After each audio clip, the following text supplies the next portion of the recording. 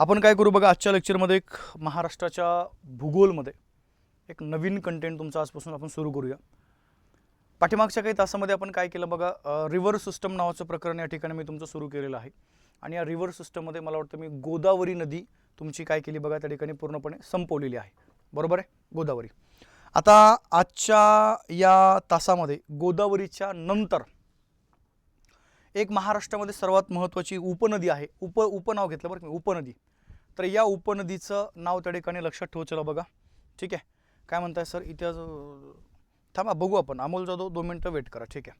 त्याबद्दलही तुम्हाला बोलतो मी, काही काळजी करू नका। सरळ सरळ पहिला मुद्दा असा आहे, मी गोदावरीची म्हणजे आपण पाठीमागच्या काही तासामध्ये गोदावरीचा पूर्णपणे अभ्यास केलेला आहे।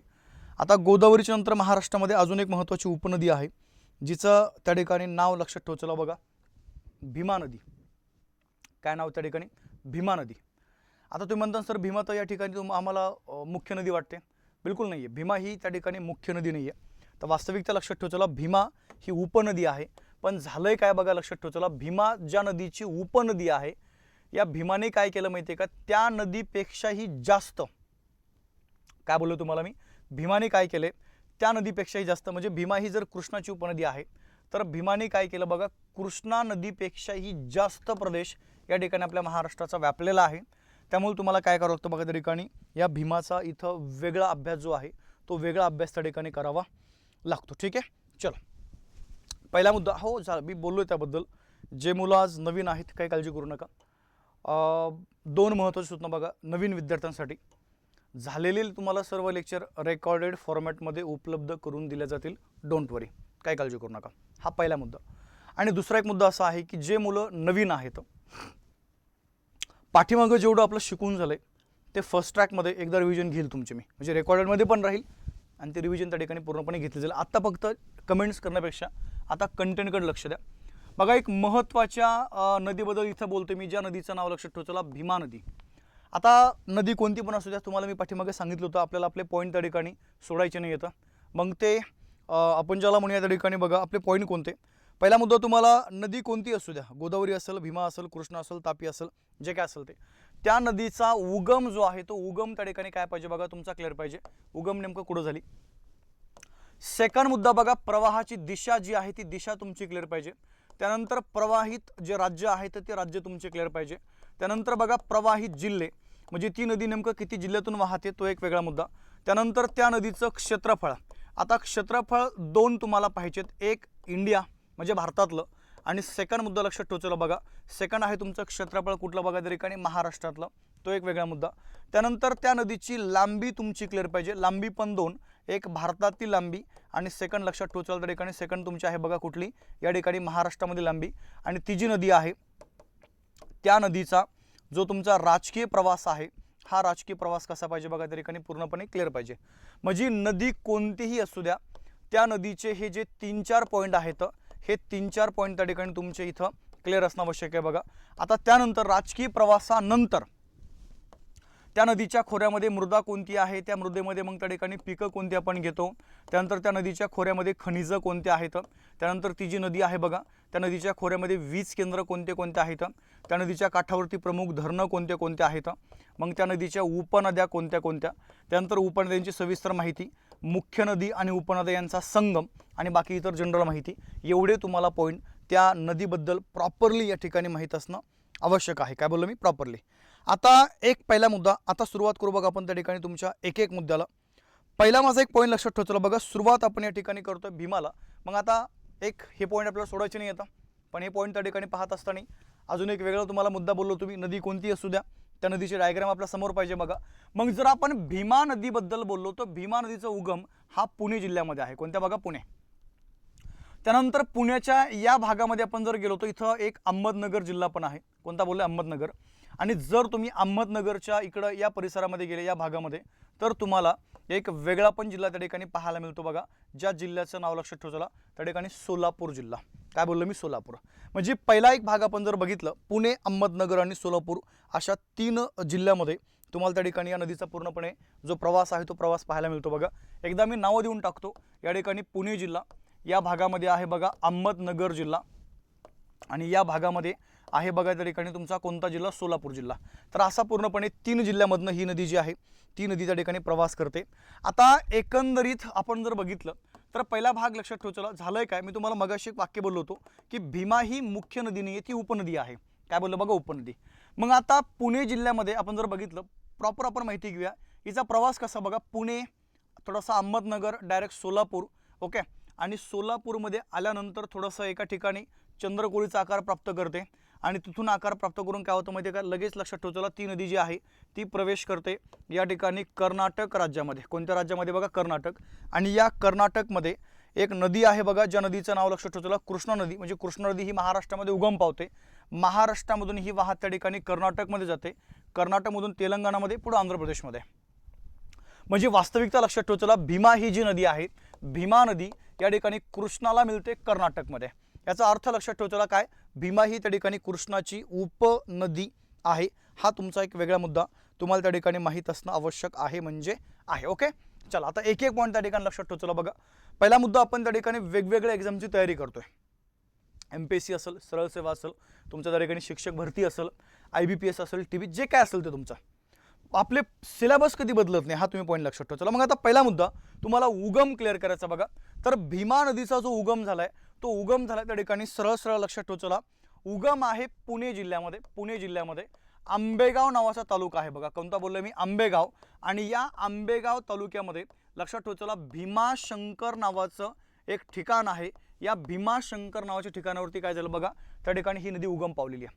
परंतु पहिला मुद्दा, 2 प्रकारचे मुद्दे, 3 प्रकारचे मुद्दे तुम्हाला या नदीच्या उगमा संदर्भातले क्लिअर पाहिजेत बघा. भीमाशंकर या ठिकाणी जर भीमा नदी उगम पावलेली आहे तर पहिला मुद्दा, भीमा ही नदी सरळ सरळ पहिला मुद्दा लक्षात ठेवा.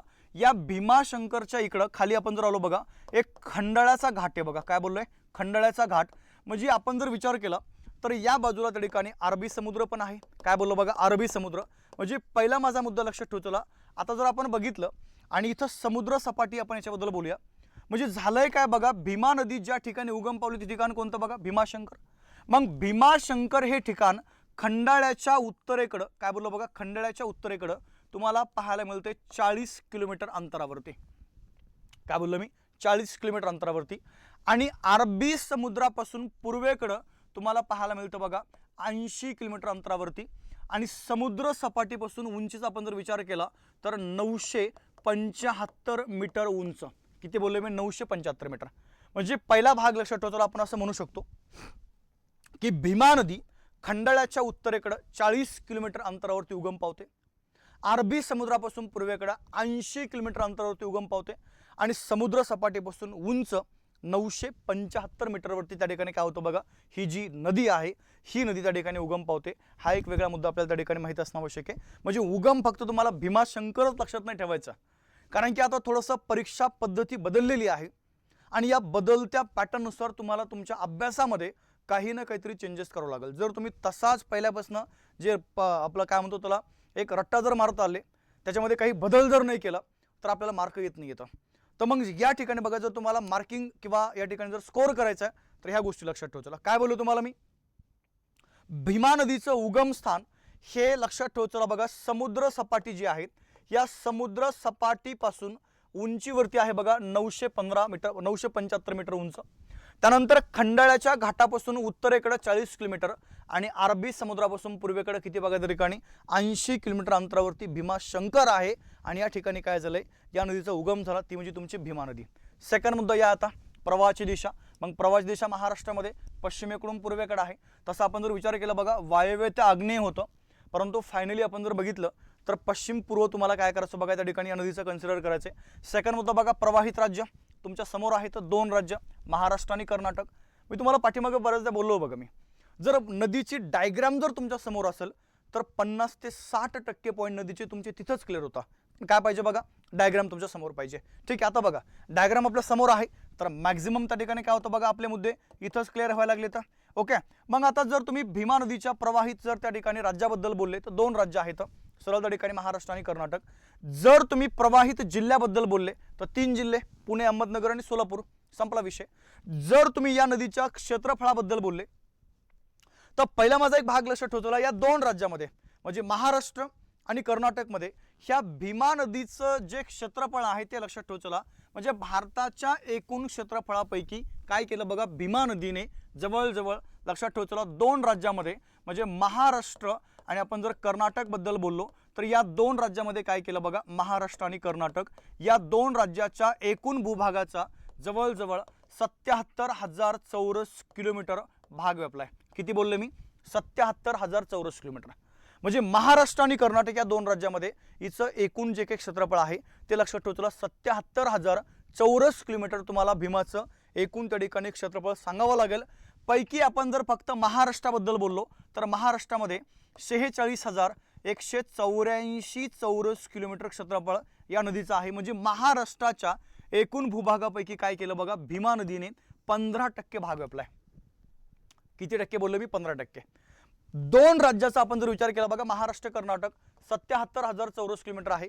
पैकी महाराष्ट्रामध्ये 46,184 चौरस किलोमीटर आहे आणि महाराष्ट्राच्या एकूण भूभागापैकी काय झालं बघा, 15% जो भाग आहे तो त्या ठिकाणी या नदीनं महाराष्ट्राचा आपल्याला आहे. बघा, जर तुम्ही आपल्या महाराष्ट्राचा जर विचार केला बघा क्षेत्रफळानुसार तर भीमा नदीचा क्रमांक महाराष्ट्रामध्ये दुसरा लागतो. प्रथम क्रमांकाची नदी आहे बघा क्षेत्रफळानुसार महाराष्ट्रामध्ये या ठिकाणी कोणती नदी, गोदावरी. आणि दुसरा क्रमांक त्या ठिकाणी कोणता आहे बघा, भीमाचा. म्हणजे क्षेत्रफळाचा विचार करता भीमा नदीचा महाराष्ट्रामध्ये दुसरा क्रमांक.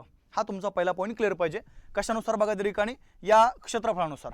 आता सेकंड पॉईंट आहे तुमच्या लांबीचा. मग आता एकंदरीत आपण जर बघितलं भीमाची जी लांबी आहे, भीमाची लांबी, भीमा नदीची महाराष्ट्र ते कर्नाटक म्हणजे भीमाची एकूण लांबी 2 राज्यामधली, महाराष्ट्र आणि काय बघा त्या ठिकाणी कर्नाटक या 2 राज्यामधली तिची एकूण लांबी आहे त्या ठिकाणी 861 किलोमीटर. पैकी आपण जर आपल्या महाराष्ट्राचा विचार केला तर महाराष्ट्रामध्ये हिची लांबी आहे बघा त्या ठिकाणी 451 किलोमीटर. किती बोललो तुम्हाला मी, 451. जर आपण लांबीनुसार जर गेलो बघा, कशानुसार, लांबीनुसार, तर भीमा नदीचा महाराष्ट्रामध्ये लांबीनुसार 4था क्रमांक आहे. की तो बघा 4था. मग महाराष्ट्रामध्ये लांबीनुसार प्रथम क्रमांकाची नदी आहे बघा गोदावरी 668 किलोमीटर. त्यानंतर 2 नंबर आपण जर बघितलं बघा, ही तुमची त्या ठिकाणी पैनगंगा नदी आहे. पैनगंगा नदी लांबी आहे तिची त्या ठिकाणी 455 किलोमीटर. जर आपण 3 नंबर जर बघितलं तर 3 नंबर लक्षात ठेवा. चला, ही तुमची वर्धा नदी आहे 455 किलोमीटर. आणि त्यानंतर आपण जर बघितलं बघा, ही आहे त्या ठिकाणी भीमा नदी 451 किलोमीटर. म्हणजे आपण लांबीनुसार जर गेलो तर लांबीनुसार भीमा नदीचा महाराष्ट्रामध्ये 4था क्रमांक आहे. की तो बोललो बघा त्या ठिकाणी 4था क्रमांक. आणि हे क्रमांक तुम्हाला 100% लक्षात ठेवा. चला, IMP आहे, परीक्षेमध्ये येतात म्हणजे येतात.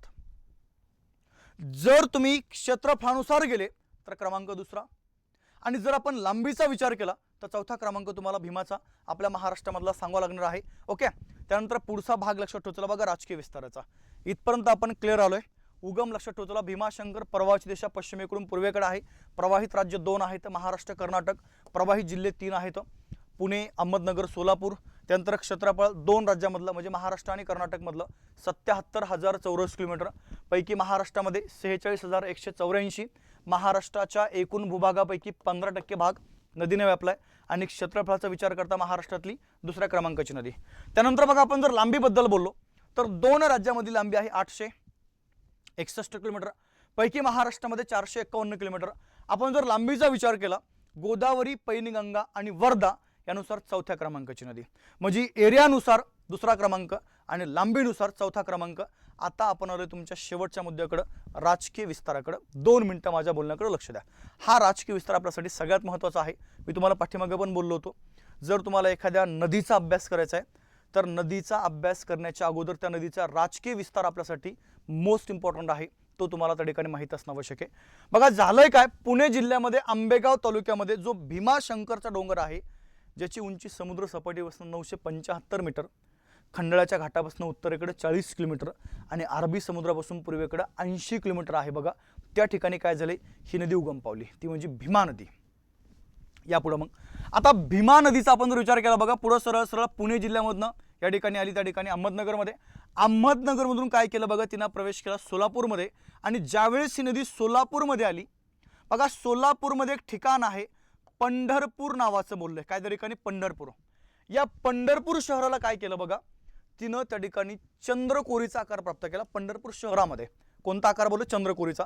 आणि म्हणून तिला या ठिकाणी कुठं बोललं बघा, या पंढरपूरमध्ये फक्त एक वेगळं नाव आहे आणि ते नाव लक्षात ठेव चला, चंद्रभागा नदी. काय बोललो मी? चंद्रभागा. म्हणजे भीमा नदीला सोलापूरमध्ये पंढरपूर शहरात चंद्रभागा हे नाव आहे. पण मूळ नदी तुमची कोणती? भीमा नदी. चंद्रभागा नदी आहे का? ती नाहीये. तिला फक्त तिथं नाव दिलंय चंद्रभागा. मग एक पॉईंट लक्षात ठेव चला, महाराष्ट्रामध्ये चंद्रभागा नावाची नदी आहे. काय बोललो मी? चंद्रभागा नावाची नदी आहे. भारतामध्ये पण चंद्रभागा नावाची नदी आहे. म्हणजे पहिला भाग, ही नदी चंद्रभागा नाहीये, ही मूळ नदी आहे भीमा. पण त्या पंढरपूरमध्ये तिनं चंद्रकोरीचा आकार धारण केलाय म्हणून आपण तिला चंद्रभागा म्हणलंय.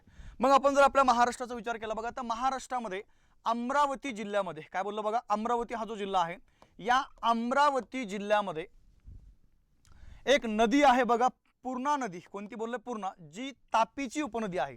कोणाची बघा? तापीची. आणि या पूर्णाची उपनदी आहे बघा चंद्रभागा नावाची.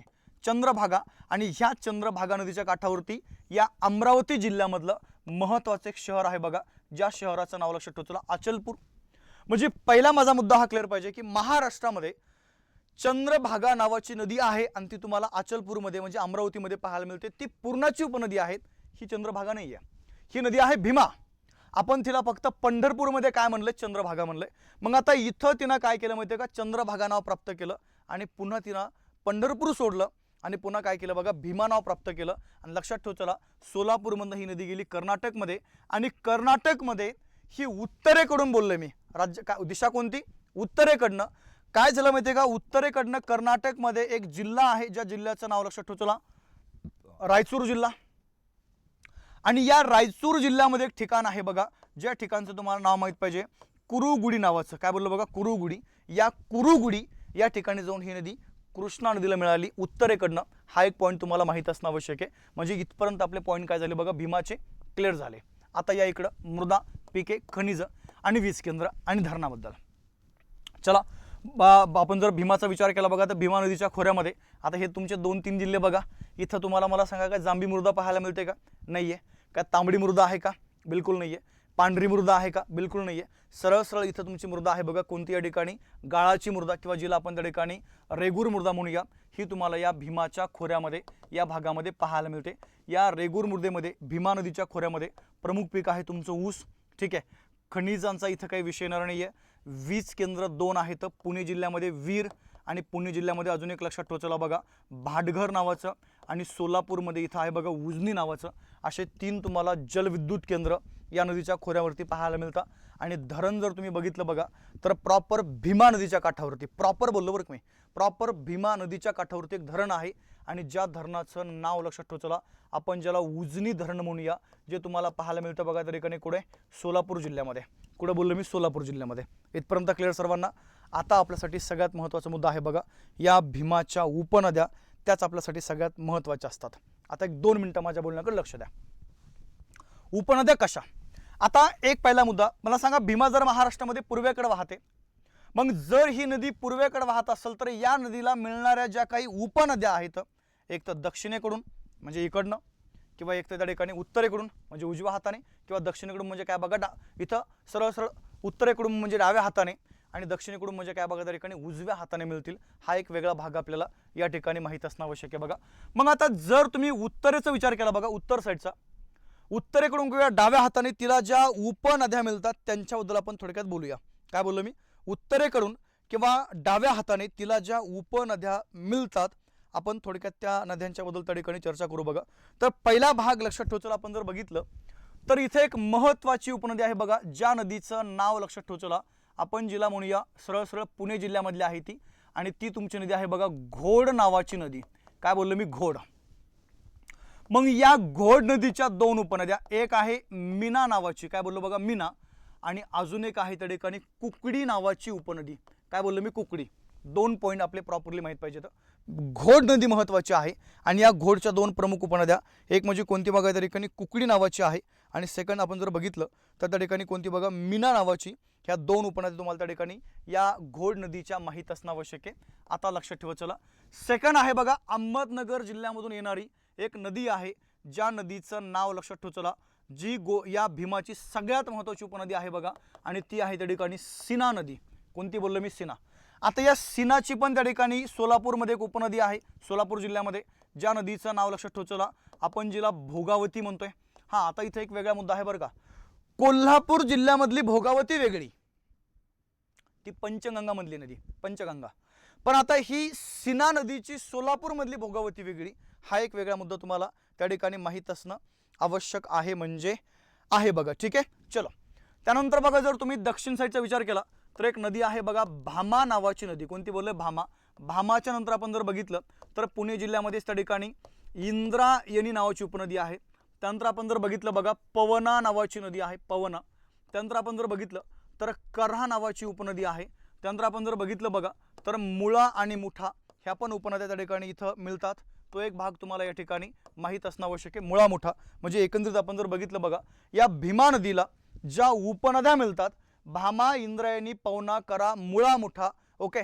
त्यानंतर बघा, एळवंडी नावाची आहे, नीरा नावाची आहे. ह्या उपनद्या काय करा बघा, त्या ठिकाणी तिला इथं मिळतात. हा एक वेगळा मुद्दा आपल्याला या ठिकाणी माहीत असणं आवश्यक आहे. त्यानंतर आपण जर बघितलं बघा, सोलापूरमध्ये या ठिकाणी मान नावाची एक नदी आहे, मान. अजून जर बघितलं सोलापूरमध्ये या ठिकाणी बोर नावाची एक उपनदी आहे. एवढ्या सर्व उपनद्या त्या ठिकाणी या भीमाच्या आहेत.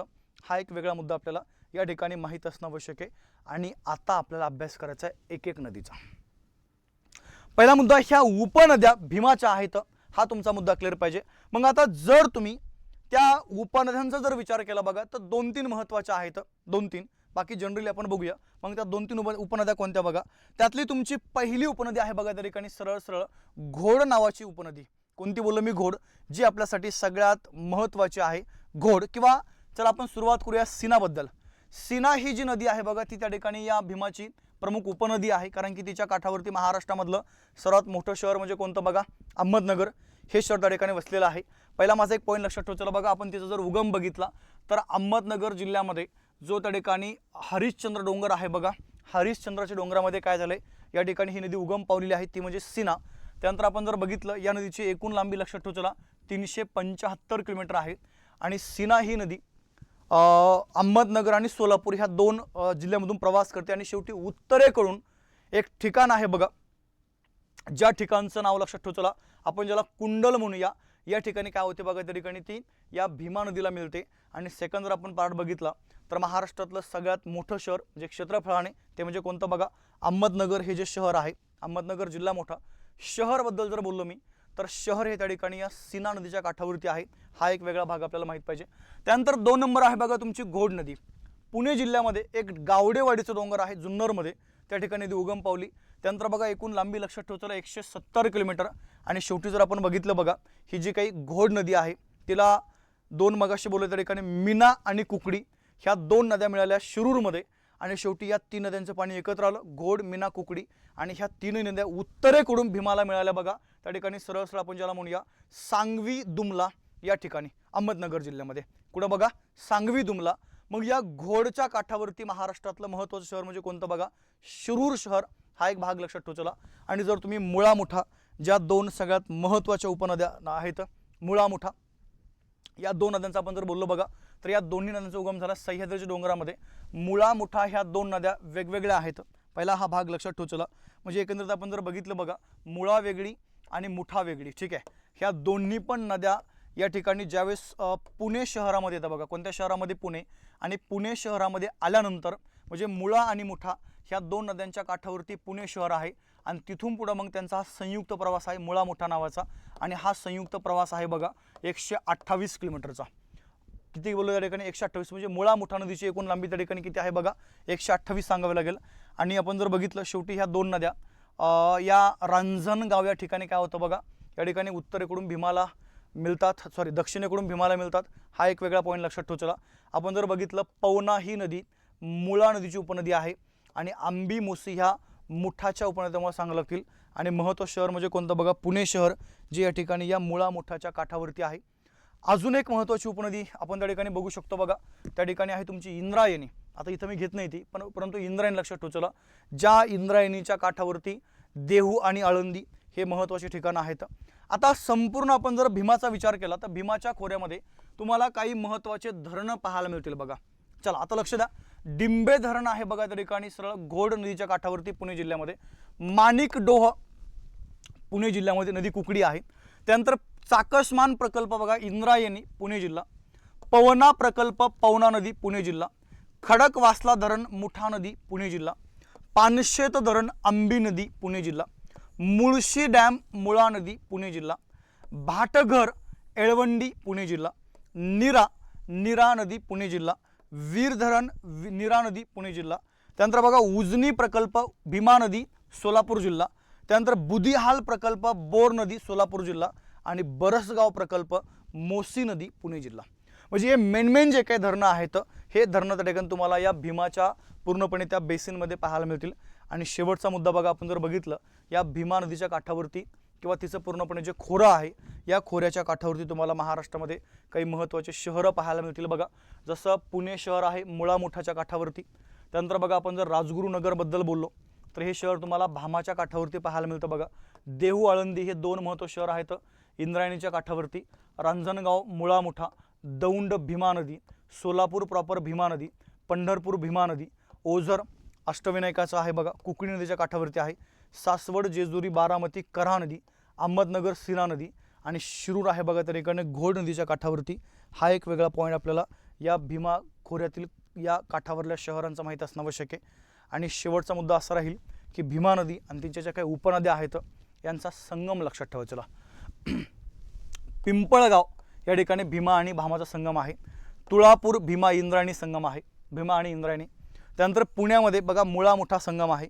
शिरूर कुकडी आणि घोड संगम आहे. रांजणगाव भीमा आणि मुळा मुठा. नीरा नरसिंगपूर भीमा आणि नीरा. मोहोळ सीना आणि भोगावती. कुंडल भीमा आणि सीना. शेवटी अजून एक दोन आहेत बघा सांगवी दुमला भीमा आणि घोड. भोर एळवंडी नीरा. सोनगाव कऱ्हा नीरा. आणि कुरुगुडी डायरेक्ट कर्नाटकमध्ये आहे भीमा आणि त्या ठिकाणी काय बघा कृष्णा नदी. तर माझ्या मते भीमा नदीची एवढी माहिती आपल्याला या ठिकाणी असणं आवश्यक आहे. जेवढी मेन जी आहे ती त्या ठिकाणी मी या ठिकाणी सांगण्याचा प्रयत्न केलेला आहे बघा. आता आपल्या उद्याच्या लेक्चरमध्ये इथं तुमची भीमा नदी संपली. पुढचा तास राहील तुमचा आता डायरेक्ट कृष्णा नदीचा, पण ते आपण आता उद्या बघूया. ठीक आहे, तर आता इथं थांबूया. याची पण PDF ऑलरेडी मी टेलिग्रामवरती टाकलेला आहे. तर टेलिग्राम चॅनल सर्वांनी जॉईन करून ठेवा. History by Amol sir. बाकी तुमच्या ग्रुपमध्ये पण त्या ठिकाणी PDF येऊन जातील. ठीक आहे, थांबूया. भेटू आपण उद्या. तोपर्यंत जय हिंद, जय महाराष्ट्र, शुभरात्री.